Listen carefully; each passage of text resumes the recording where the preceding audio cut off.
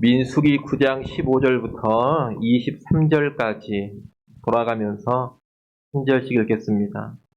성막을 세운 날에 구름이 성막 곧 증거의 성막을 덮었고 저녁이 되면 성막 위에 불 모양 같은 것이 나타나서 아침까지 이르렀으되 항상 그러하여 낮에는 구름이 그것을 덮었고 밤이면 불 모양이 있었는데 구름이 성막에서 떠오르는 때에는 이스라엘 자손이 곧 행진하였고 구름이 머무는 곳에 이스라엘 자손이 진을 쳤으니 이스라엘 자손이 여호와의 명령을 따라 행진하였고 여호와의 명령을 따라 진을 쳤으며 구름이 성막 위에 머무는 동안에는 그들이 진영에 머물렀고 구름이 성막 위에 머무는 날이 오래일 때에는 이스라엘 자손이 여호와의 명령을 지켜 행진하지 아니하였으며 혹시 구름이 성막 위에 머무는 날이 적을 때에도 그들이 다만 여호와의 명령을 따라 진영에 머물고 여호와의 명령을 따라 행진하였으며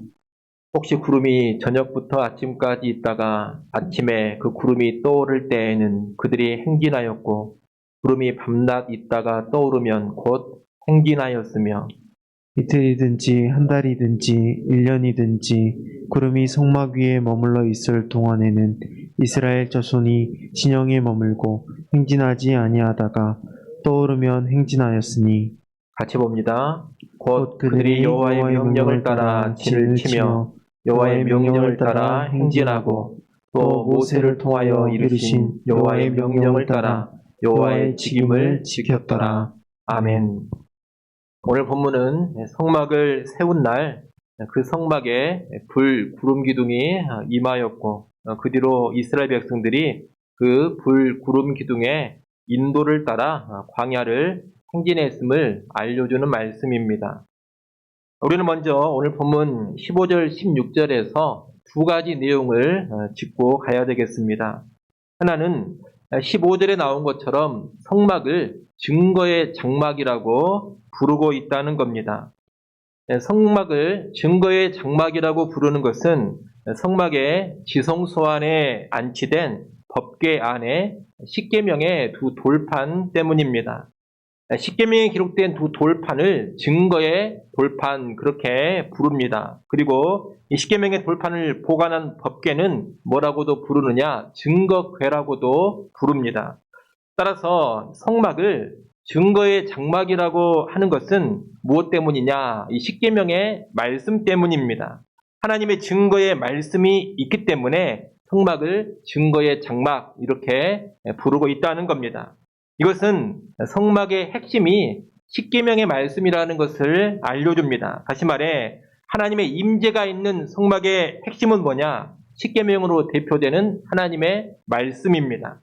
우리는 하나님의 임재가 있는 이 성막의 핵심이 하나님의 말씀이라는 것을 일단 잘 알아둬야 하겠습니다.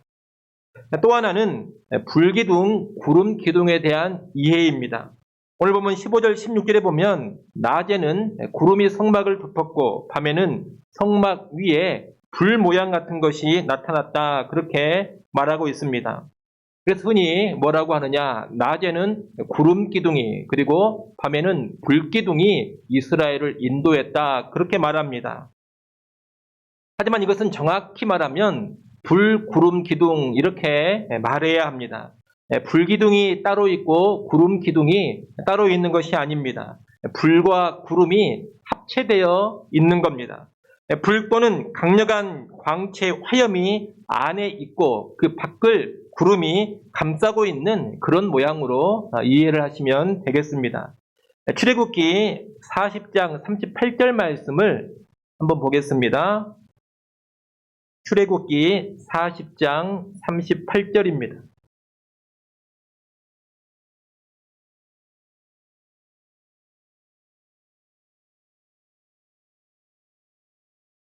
출애굽기 40장 38절 말씀 같이 한번 읽어보겠습니다. 함께 읽습니다. 낮에는 여호와의 구름이 성막 위에 있고 밤에는 불이 그 구름 가운데에 있음을 이스라엘의 온 족속이 그 모든 행진하는 길에서 그들의 눈으로 보았더라. 아멘. 여기 보면 낮에는 구름이 성막 위에 있고 밤에는 불이 그 구름 가운데에 있었다. 그렇게 기록되어 있습니다. 낮에는 밝아서 환해서 구름 사이에 있는 불이 잘 드러나지 않습니다. 그러나 아주 어두운 밤이 되면 구름 사이에 있는 불이 밖으로 드러나 보입니다. 그래서 이렇게 기록을 하고 있는 겁니다. 이 불, 구름 기둥은 하나님의 임재를 의미하는 것인데 하나님이 임재하실 때 불과 구름이 나타나는 현상은 시내산에서도 나오고 있는 모습입니다. 출애굽기 19장으로 한번 가보겠습니다. 출애굽기 19장 16절부터 18절까지 말씀을 한번 보겠습니다. 출애굽기 19장 16절부터 18절까지 말씀 여러분이 한번 읽어보십시오. 출애굽기 19장 16절부터 18절까지 읽습니다. 셋째 날 아침에 우레와 번개와 빽빽한 구름이 산 위에 있고 나팔 소리가 매우 크게 들리니 진중에 있는 모든 백성이 다 떨더라. 모세가 하나님을 맞으려고 백성을 거느리고 진에서 나오매 그들이 산 기슭에 서 있는데 시내산의 연기가 자욱하니 여호와께서 불 가운데서 거기 강림하심이라. 그 연기가 옹기가마 연기같이 떠오르고 온 산이 크게 진동하며. 아멘. 여기도 보면 시내산에 구름이 빽빽하게 있습니다. 그리고 여호와께서 불 가운데에 강림하셨다. 그렇게 말씀하고 있습니다. 이 모습은 하나님의 영광의 광채, 또 하나님이 임재하실 때 나타나는 현상인 강력한 하염을 빽빽한 구름이 가려주고 있는 그런 모양입니다.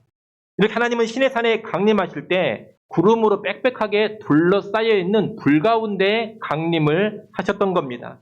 그 하나님께서 성막을 세운 후에는 이제 성막에 임재를 하셨는데 이때도 동일하게 구름으로 둘러싸인 불로 임재를 하신 겁니다. 말씀드리려는 요지는 뭐냐? 불기둥과 구름기둥이 따로 있는 게 아니라는 겁니다. 구름 안에 하나님의 임재를 나타내는 불과 같은 광채가 있습니다. 이것은 구약에서 하나님이 임재하시는 모습인 겁니다.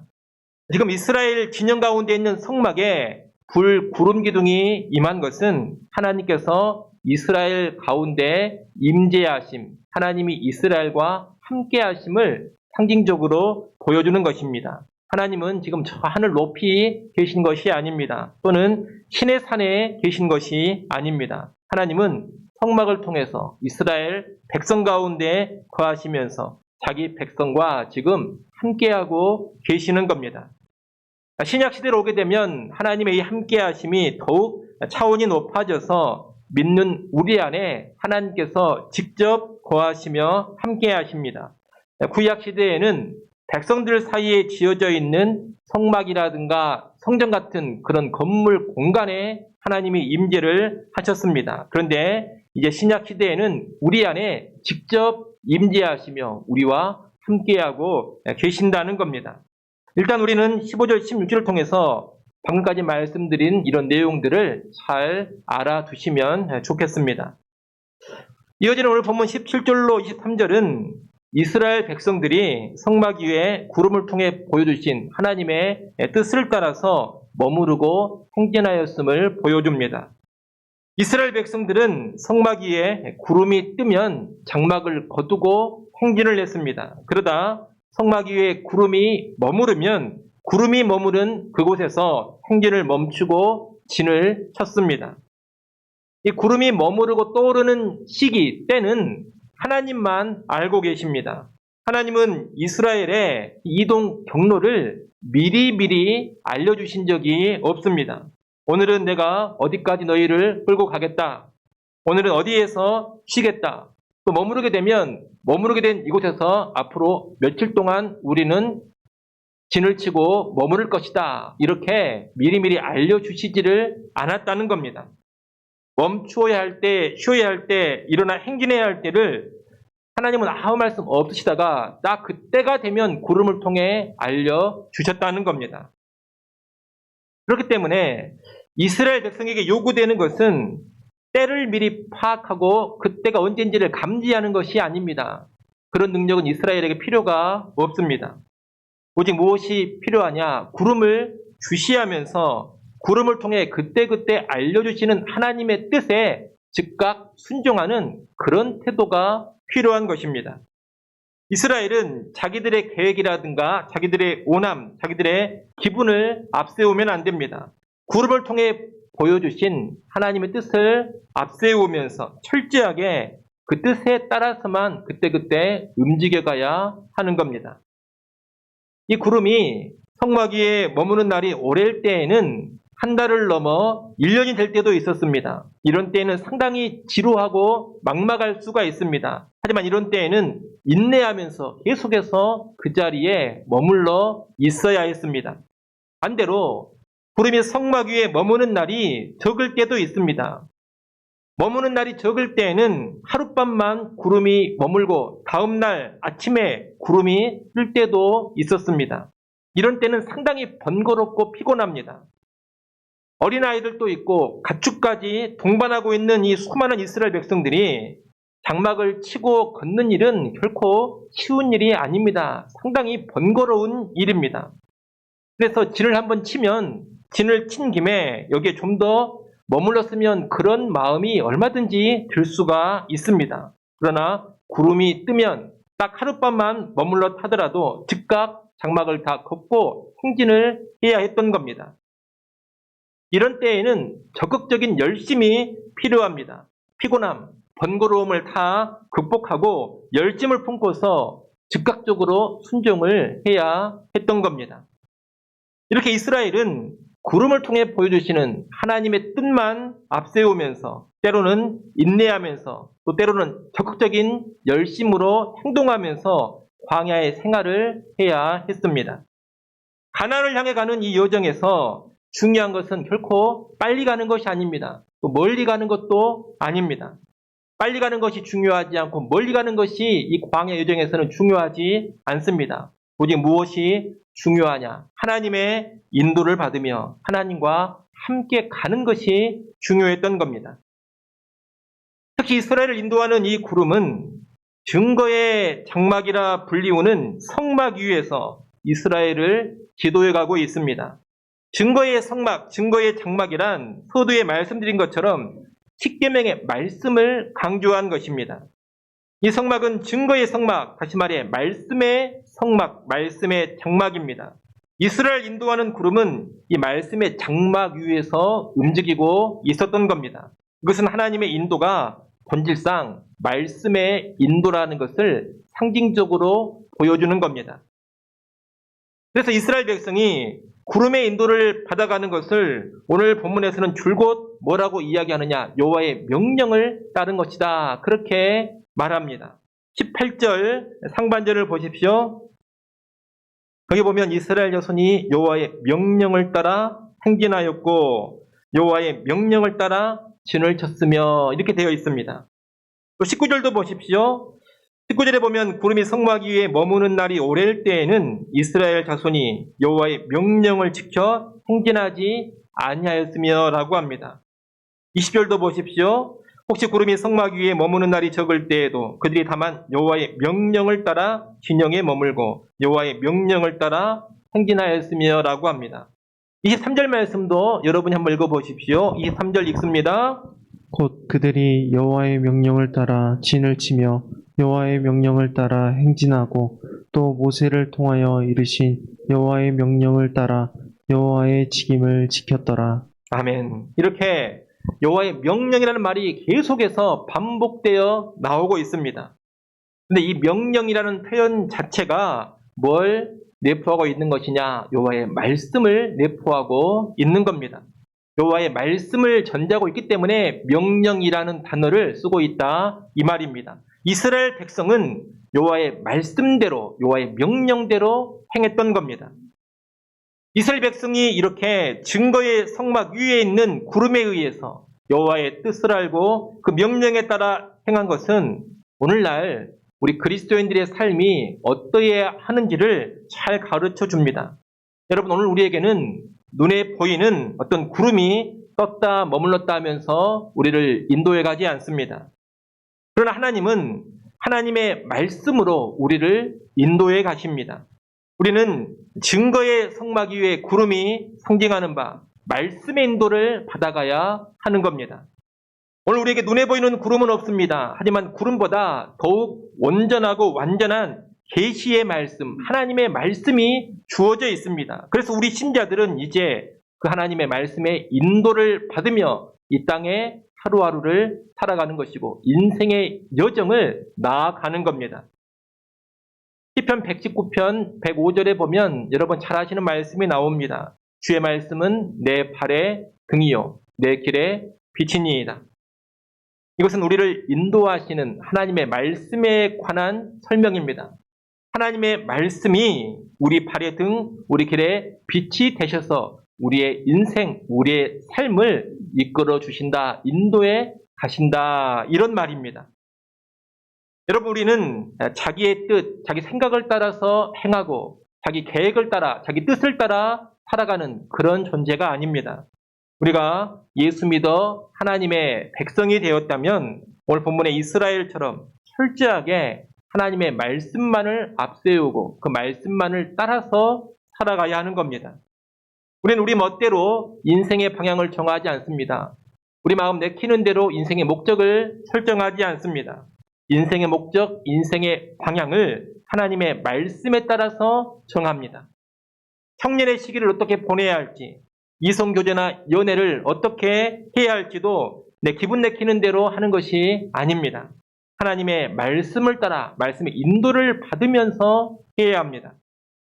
취업을 하고 직장생활을 하는 것도 내 욕심을 따라 내 욕망대로 하는 것이 아닙니다. 하나님의 말씀의 인도를 받으면서 해야 합니다. 결혼하고 가정을 꾸리는 것도 하나님 말씀의 인도를 받아가야 하고 자녀를 양육하는 것도 하나님 말씀의 인도를 받으며 양육을 해야 합니다. 우리가 노년을 보내는 것도 그냥 내 편한 대로 보내는 것이 아닙니다. 노년 생활도 하나님 말씀의 인도를 받으면서 하나님 말씀에 따라서 나의 노년기를 보낼 줄 알아야 합니다. 그러다가 하나님 말씀에 입각해서 죽음을 맞이하는 겁니다. 오늘 하루하루의 삶도 우리는 말씀 따라 살아야 합니다. 여러분, 그렇게 살아가는 것이 구원받은 하나님 나라 백성의 삶입니다. 여러분, 우리 인생은 우리 마음대로 빨리 가거나 우리 마음대로 멀리 가버리는 그런 인생이 되면 안 됩니다. 인생은 빨리 가는 것이 성공이 아니고 멀리 가는 것도 성공이 아닙니다. 하고 싶은 대로 다 하는 인생이 성공한 인생이 아닙니다. 내 기분이 좋다 해서 성공한 것도 아닙니다. 바라는 소원이 성취했다고, 소원 성취했다 해서 꼭 그 인생이 성공한 것도 아닙니다. 인생의 성공은 오직 무엇이냐? 말씀을 통해서 하나님과 동행하는 겁니다. 말씀의 인도를 받으면서 말씀이 가라면 가고 말씀이 멈추라면 멈추는 것, 말씀이 하라면 하고 하지 말라면 하지 않는 것, 여러분 그렇게 살아가는 인생이 곧 주님과 함께하는 인생이고 그런 인생이 곧 성공한 인생인 겁니다. 여러분 빠르든 느리든 시원스럽게 보이든 아니면 답답해 보이든 하고 싶은 것을 할 수 있든 없든 편안하든 피곤하든 여하튼 하나님의 말씀을 따라 하나님과 함께 동행하는 인생, 그 인생이 성공적인 인생이요 최종적으로 가장 복된 인생이라는 것을 꼭 아시기를 바랍니다. 그런 여러분 빠르냐 느리냐 멀리 갔냐 작게 갔냐 시원시원하냐 아니면 답답하냐 하고 싶은 것을 했느냐 못했느냐 편안하냐 피곤하냐 여러분 인생 살아가시면서 그런 것에 너무 연연하지 않기를 바랍니다. 하나님의 말씀을 붙잡고 말씀의 인도를 받으며 말씀 따라 하나님과 함께 가는 것 오직 그것에만 집중을 하십시오. 그것이 신앙의 정도입니다. 말씀 따라 하나님 함께 가는 그런 신앙의 정도로만 우리가 나아간다면 우리는 가장 복되고 선한 종착점에 도달하게 될 겁니다. 반드시 하나님 앞에서 성공적인 인생으로 마무리하게 될 겁니다. 이를 위해서 우리는 늘 말씀을 가까이 하고 말씀을 묵상해야 합니다. 여러분 정말 말씀을 통해 하나님의 인도를 받아가기를 원하십니까? 그렇다면 말씀을 가까이 하시고 주야로 말씀을 묵상하셔야 됩니다. 이스라엘 백성은 늘 구름을 주시했을 겁니다. 이스라엘 백성이 늘 구름을 주시했던 것처럼 우리는 하나님의 말씀을 늘 주시해야 합니다. 주야로 그 말씀을 묵상하면서 가까이 해야 합니다. 말씀을 묵상하면서 가까이 하면 하나님은 반드시 말씀을 통해 우리의 삶을 인도해 주십니다. 여러분, 우리 하나님은 죽은 하나님이 아닙니다. 그저 성경 속에만 계신 하나님이 아니라는 겁니다. 소설 속의 하나님도 아니고 그냥 들려오는 이야기 속의 하나님이 아닙니다. 그분은 생생하게 살아계신 하나님이십니다. 지금도 역사하시는 하나님이시고 바로 지금 나와 함께 하시며 나를 이끌어 가시는 그런 하나님이십니다. 그 하나님 왜 우리의 삶을 인도하시지 않겠습니까? 하나님은 지금도 분명히 살아계시고 말씀으로 우리를 인도해 가십니다. 말씀으로 우리 마음에 감동을 주시고 감화를 주십니다. 말씀을 통해서 내가 무엇을 해야 할지, 무엇을 멈춰야 할지를 깨닫게 하십니다. 갈 바를 알게 하시고 행할 바를 알게 하십니다. 정말로 하나님이 그렇게 하신다는 겁니다. 여러분이 말씀을 주시해야 하고 말씀을 가까이 하면 하나님은 반드시 말씀으로 인도하시는데 중요한 것이 뭐냐? 그 말씀의 인도에 순종을 하는 겁니다. 여러분, 말씀의 인도에 바로바로 순종을 해 가야지만 지속적인 말씀의 인도를 받아갈 수가 있습니다. 하나님께서 말씀으로 가르치시고 말씀으로 명하시고 말씀으로 인도하시는데도 순종을 하지 않으면 말씀의 인도가 점점 사라져 버립니다. 그것은 당연한 겁니다.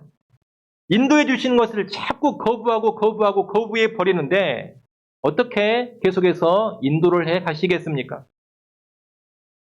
하나님 인도해 주심에도 불구하고 내가 계속 거부하는 일이 반복되어 버리면 이제는 네가 알아서 해라 이렇게 해버리는 겁니다. 더 이상 말씀으로 인한 감동도 주어지지 않고 감화도 주어지지 않습니다. 그런 가운데 아주 메마른 신앙생활이 돼버리는 겁니다. 하나님이 살아 인도하시는 하나님으로 다가오는 것이 아니라 그냥 죽어버린 하나님으로 다가오게 됩니다. 이것은 성령 충만과도 아주 깊은 연관이 있습니다. 오늘날 적지 않은 신자들은 기도를 많이 하면 성령 충만해진다 그런 생각을 많이 합니다. 기도를 뜨겁게 하고 아주 긴 시간 열정적으로 기도하면 성령 충만해진다 그런 생각을 많이 한다는 겁니다. 물론 기도가 성령 충만과 연관이 있기는 합니다만 여러분, 성령 충만의 핵심은 기도가 아닙니다. 성령 충만의 핵심은 순종입니다. 순종하고자 할 때 그리고 순종할 때 성령이 충만해집니다. 말씀의 인도를 자꾸 거부하면 여러분 성령이 소멸됩니다. 성령의 감동 감화가 내 안에서 점점 사라져 버린다는 겁니다. 그러나 주신 말씀의 인도에 바로바로 순종해 가면 성령이 내 안에서 더욱더 불타오릅니다. 성령이 충만해지고 성령의 감동 감화가 넘쳐나게 되는 겁니다.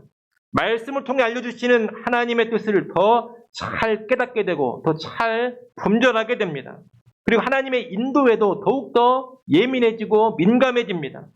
순종해 갈 때 성령으로 더욱 충만해져서 그렇게 된다는 겁니다. 아무리 여러분 기도를 많이 해도 순종이 없으면 절대로 이 사람은 성령 충만해지지 않습니다. 그러나 평범한 기도 생활을 하더라도 하나님의 말씀을 주실 때, 말씀으로 인도하실 때 바로바로 순종해 간다면 그 순종 가운데 그 사람은 성령으로 충만한 삶을 살아가게 되는 겁니다. 그런 여러분, 우리를 인도하시는 하나님 말씀에 먼저 주목하시고 그 말씀을 가까이 하시고 묵상하십시오. 그리고 그 말씀 가운데 알려주시는 하나님의 뜻, 하나님의 인도에 적극적으로 그리고 신속하게 순종해 가십시오. 순종하면 순종할수록 여러분은 성령으로 충만해질 것이고 하나님 말씀을 통한 인도를 더욱더 풍성하게 받아 누릴 수가 있을 겁니다. 바라기는 우리 모두가 그런 인도의 은총을 풍성하게 받아 누릴 수 있기를 간절히 소원합니다.